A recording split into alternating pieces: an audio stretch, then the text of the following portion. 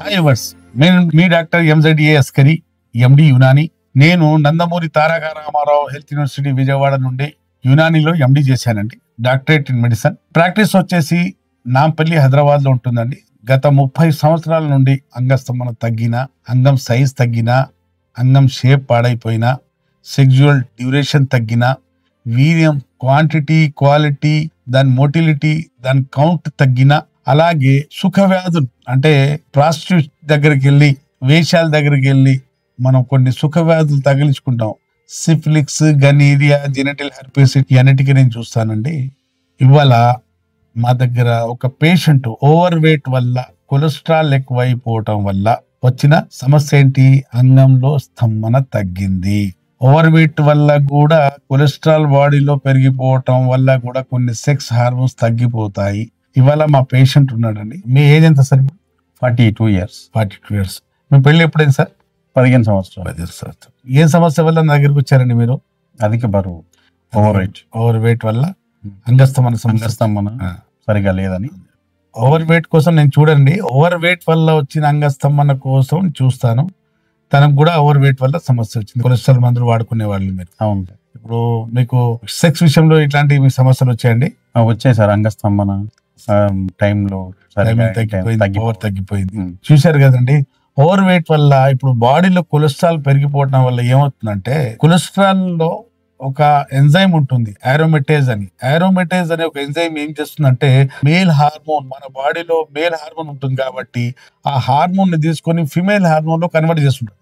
Oestrogen hormone లో convert చేస్తుంటుంది. Male hormone ని ఫిమేల్ హార్మోన్ లో కన్వర్ట్ చేస్తుంది. అంటే అరోమేటేజ్. అరోమేటేజ్ ఎక్కడ పుట్టింది?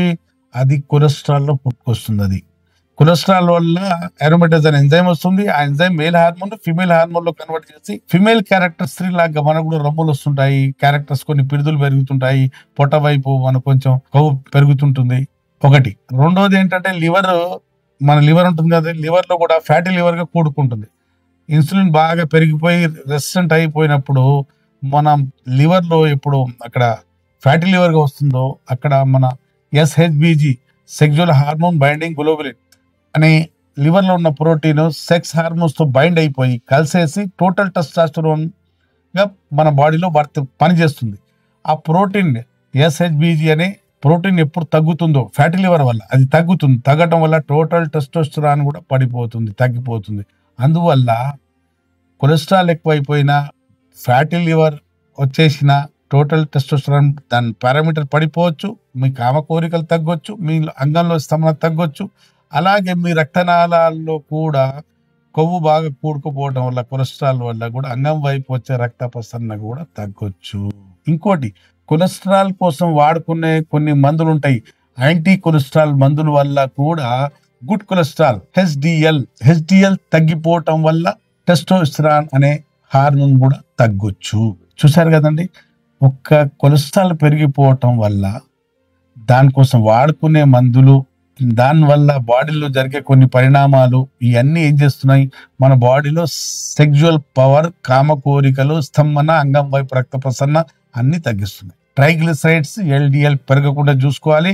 హెచ్డిఎల్ పెంచుకోవాలి. హెచ్డిఎల్ 39 to 40 to 60 వరకు ఉండాలండి. ఇది హెచ్డిఎల్ అనేది నార్మల్ ఉంచుకోవాలి. వాకింగ్ ఎక్సర్సైజ్ తూచా తప్పకుండా చేయాలండి. అతి బరువు ఉన్నా కూడా పొట్ట పెద్దగా అయినప్పుడు ఈ భాగం పొత్తి కడుపు కింద బాగా కొవ్వు కూడుకోవడం వల్ల అంగం రిట్రాక్ట్ అయిపోయి తాంబేల్ తల్లాగా లోపల పోయి కూర్చుంటుంది. ఇట్లా చిన్నగా వచ్చి కూర్చుంటుంది. అలాగే రిట్రాక్ట్ అయిపోతుంది పెనిస్.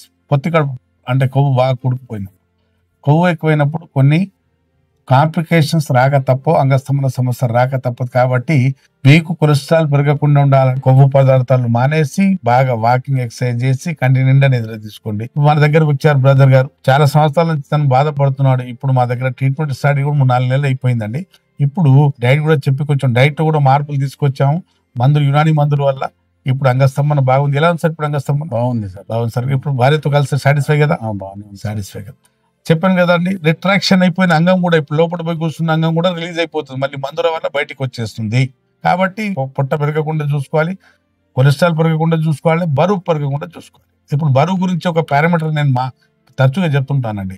5 feet, మీరు 5 feet ఉన్నారనుకోండి, 5 feet తర్వాత 5 inch ఉన్నారనుకోండి, ఇంచుకు 10 కిలోలు పెట్టుకోండి. మీరు 5 feet 5 inches ఉన్నారనుకోండి, 50 kgs ఉన్నారు. 5 feet మీరు 6 inches ఉన్నారనుకోండి 60 kgs ఉండాలా. ఒకవేళ మీరు 6 feet ఉన్నారనుకోండి 75-80 కన్నా మించి ఉండదు. 6 feet మీ హైట్ ఉన్నా కూడా 75 నుండి 80 వరకు మీ బరువు ఉండాలా. 6 feet ఉన్నా కూడా దీనికన్నా ఎక్కువ పెంచుకుంటే మళ్ళీ కొన్ని సమస్యలు రాక తప్పవు.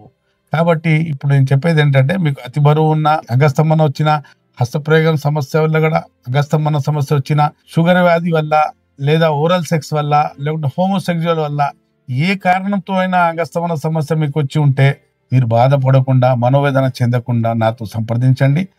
స్క్రీన్ మీద ఉన్న నెంబర్తో పేట్ కన్సల్టేషన్ తీసుకుని నాతో మాట్లాడి నా దగ్గర ట్రీట్మెంట్ తీసుకోవచ్చు. లేదా వేరే విదేశాలు ఉన్న మందులు కూడా తెప్పించుకొని మందులు వాడి కూడా ఈ సమస్యలతో మీరు బయటపడవచ్చు.